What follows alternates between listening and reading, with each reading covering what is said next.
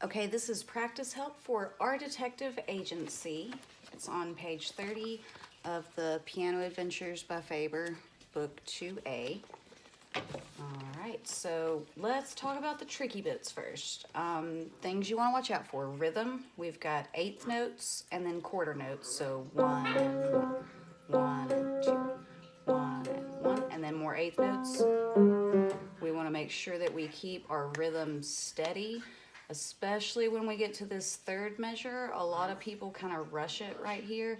1 and 2 and 3 and 4 and 1 and 2 and hold 4. Make sure that you are not rushing your quarter notes. Now here's the next tricky thing. We've got some slurs and staccatos. So we want to go smooth bounce, smooth bounce, smooth bounce, smooth bounce, bounce, bounce, bounce, smooth hold. Now here's the other tricky thing. We also have dynamics in this song. That's our loud and soft cymbals. So it starts out piano soft, and we have a crescendo up to forte.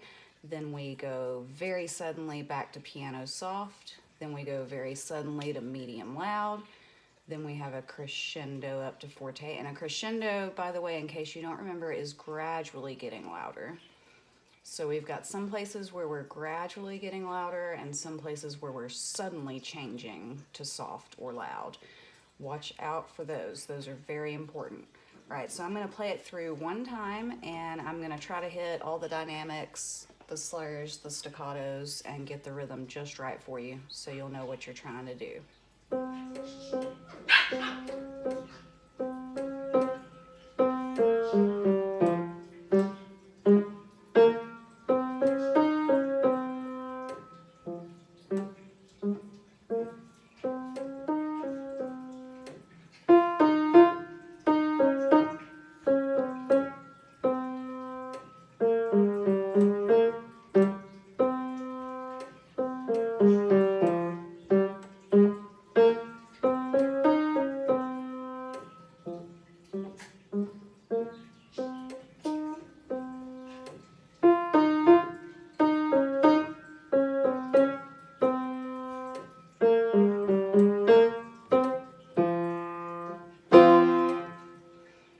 So a couple of other things to watch out for, your flats.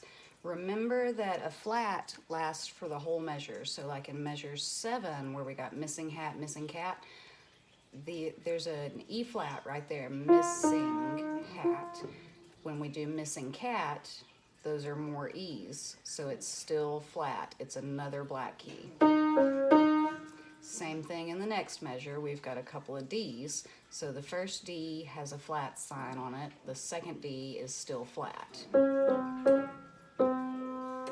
You want to watch out for that in the right hand and the left hand. There's a whole lot of those in the left hand. But the really great thing about this book is that it kind of gives you hints. So watch out for the hints. If there's anything extra written on your page, watch for that. This whole song is meant to teach us about the difference between whole steps and half steps. So remember, your half steps are either going up to the very next key, whether it's a black key or a white key from wherever you started. So like a half step up from D is D sharp. A half step down from D is a D flat. Now a whole step is 2 of those. So a whole step from D takes us to E. That's a whole step.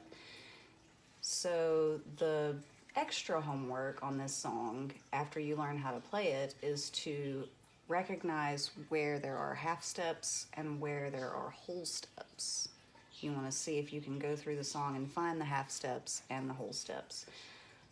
But as far as playing it goes, watch out for those little tricky bits we talked about: dynamics, slurs and staccatos, and the rhythm. The rhythm is very important.